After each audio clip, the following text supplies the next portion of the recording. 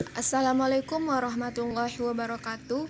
Baik, kembali lagi bersama saya Endah Melani. Baik, pada kesempatan kali ini kita akan membahas tentang teori ekologi dalam puisi Cinta dalam Doa. Selanjutnya kita bahas terlebih dahulu pengertian ekologi. Istilah ekologi pertama kali diusulkan oleh Ernest Haeckel, seorang biologiawan bangsa Jerman di tahun 1869. Pada umumnya, ekologi didefinisikan sebagai kajian hubungan antara organisme-organisme atau kelompok-kelompok organisme terhadap lingkungannya.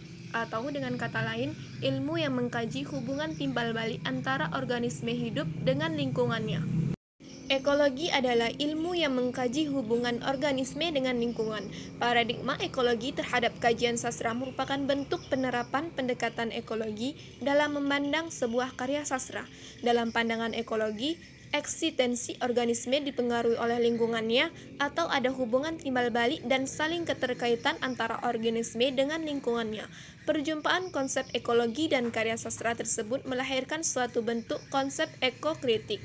Ekokritik merupakan kajian hubungan antara sastra dan lingkungan fisik. Ekokritik merupakan pendekatan telaah sastra yang memfokuskan ketergantungan teks sastra dengan lingkungan. Dengan kata lain, ekokritik mengarah pada studi sastra dan wacana lingkungan, analisis permasalahan alam dan pemeliharaan alam, serta cara pandang budaya terhadap alam dengan berpijak pada asumsi dasar bahwa semua teks sastra merupakan produk pemaknaan terhadap fakta sosial dan alam. Melalui ekokritiklah perspektif ekologi digunakan untuk membedah karya sastra. Sebuah teks sastra harus merefleksikan semangat zaman atau zeitgeist yang secara hipotetik mempresentasikan nilai kearifan untuk menjaga keseimbangan ekosistem. Manusia sebagai bagian dari alam harus memandang dirinya sebagai entitas yang sewajar dengan alam, bukan menguasainya atau bahkan mengeksploitasinya. Ekokritik bertujuan mentransformasi dunia menjadi lebih sehat dan harmonis. Ekokritik mengkaji persoalan ketidakadilan lingkungan atau environmental justice dengan mengaitkannya dengan persoalan politik, ekonomi, gender, ras, dan kolonialisme yang menyebabkan ketidakadilan lingkungan. Ketidakadilan merupakan produk struktur politik dan ekonomi yang menyebabkan ekosistem tidak seimbang. Ekokritik dengan melihat perasaan, pandangan, pengalaman, dan perilaku manusia terhadap lingkungan dalam teks-teks sastra dapat menjadi sarana untuk menelisik praktik manusia dalam mempertahankan dan memelihara lingkungan. Adapun terdapat dalam puisi yang berjudul Cinta dalam Doa, puisi dari Wulandari untuk Adapnian. Diam kuraba kalamnya malam, merajut dawai impian, beruntai kata kiasan, berucap harap cinta dalam kesepian. Biarlah rinduku berlayar di buduk larut peraduan. Bila masa yang kunantikan tiba, singgah membawa harapan. Jadikan indah sebuah ikatan, maka sempurnalah sudah segala gunda. Semoga Tuhan mengabulkan segala pinta semua doa untuk mendapatkanmu, pelangi dambaan jiwaku.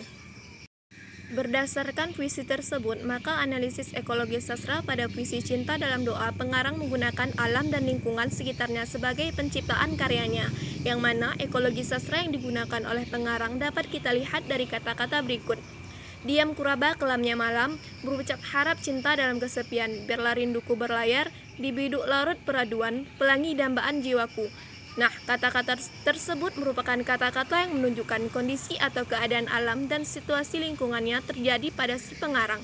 Penggunaan kata-kata kelam malam, kesepian berlayar, laut peraduan, dan pelangi merupakan bagian dari ekologi yang terwujud dalam suatu karya sastra karena hasil cipta, rasa, karsa pengarang dalam memilah dan memilih diksi yang tepat, sehingga menciptakan makna yang mendalam dan indah.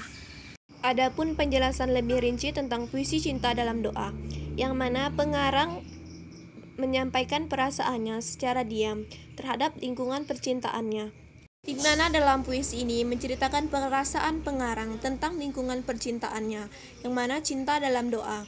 Dia berharap semoga Tuhan mengabulkan doanya, yaitu cintanya terbalas dan penantiannya terbalaskan dan mendapatkan cinta yang sempurna. yang selama ini dia dambakan. Terima kasih, hanya itu yang dapat saya sampaikan. Jika ada salah kata, saya mohon maaf. Terima kasih. Wassalamualaikum warahmatullahi wabarakatuh.